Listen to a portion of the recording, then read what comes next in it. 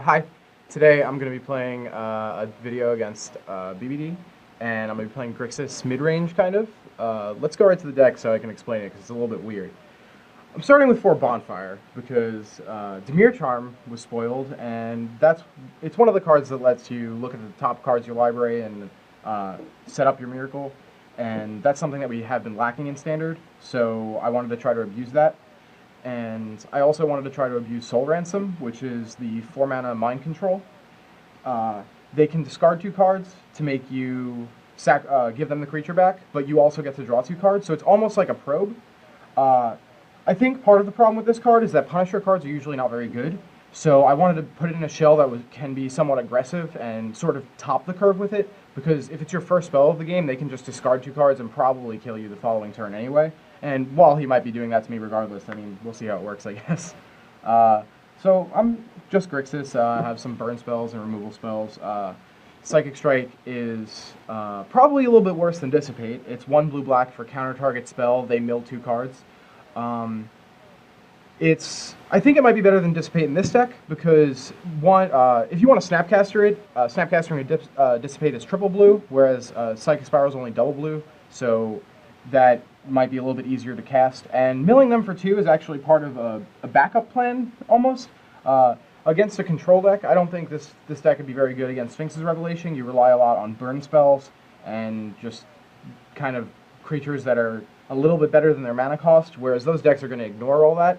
And that's where I think we want to be milling them. I can get to that post-sideboard. There's going to be there's Jaces in the sideboard, and that's sort of how it backs up with like Thought Scour, Psychic Strike, Drown Yards, and Dimir Charm even mills them for 2 once you set up a lock. Actually, that's another thing I wanted to talk about. Snapcaster Dimir Charm can be really sweet. If you're ever ahead on board and they have nothing to deal with what you're doing, you can Dimir Charm them and just make them draw a land for the turn, and then Snapcaster Dimir Charm, make them draw another land for the turn. And if you have a Nighthawk or an Aristocrat in play while you're doing that, like, making them skip 2 draw steps in a row basically might be enough to take the game away.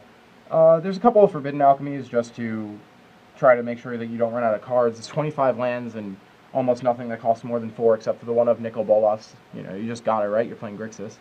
Deathrite Shaman doesn't see a lot of play in Standard. I think it's mostly because the mana ability is not very easy to activate, and they're... Oh, shoot. Okay. Alright.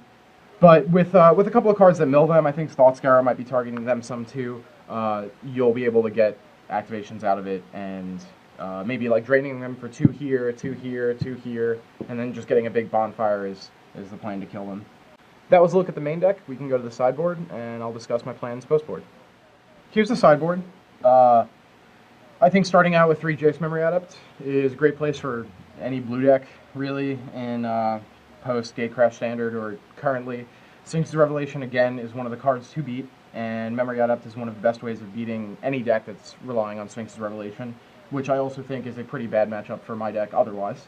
The other Drown Yard, more to help the plan, and to also, you probably want more lands in a game that's going to play out more like a control mirror post-board. Negates are good. I don't think the sideboard is definitely complete yet. I'm not sure what it's going to look like, so I kind of polarized it into cards that are good against creatures and cards that are good against control. The last Nighthawk, a couple more Dreadbores. They can also hit Planeswalkers if any of the new Planeswalkers end up being really good. Illness in the Ranks is actually one of, I think, the best sideboard cards in Gatecrash. Intangible Virtue is banned in block, and this card is half the mana for hosing their token deck, and I think that it's going to be a really powerful thing to look for and might keep token decks down a bit. So I wanted to include a couple of copies of those. Curse of Death's Hold is a card that I liked playing and served most of the same purpose, except that was 5 mana, and Illness in the Ranks is only 1 mana, so I definitely think that one's a little better there. And Pillar of Flame for both Undying creatures and when you need a 1-drop removal spell. I imagine a Negate might even be better than a Dispel, as a Dispel looking at it now, but I guess it doesn't really matter too much. We'll get to the games and see how it goes.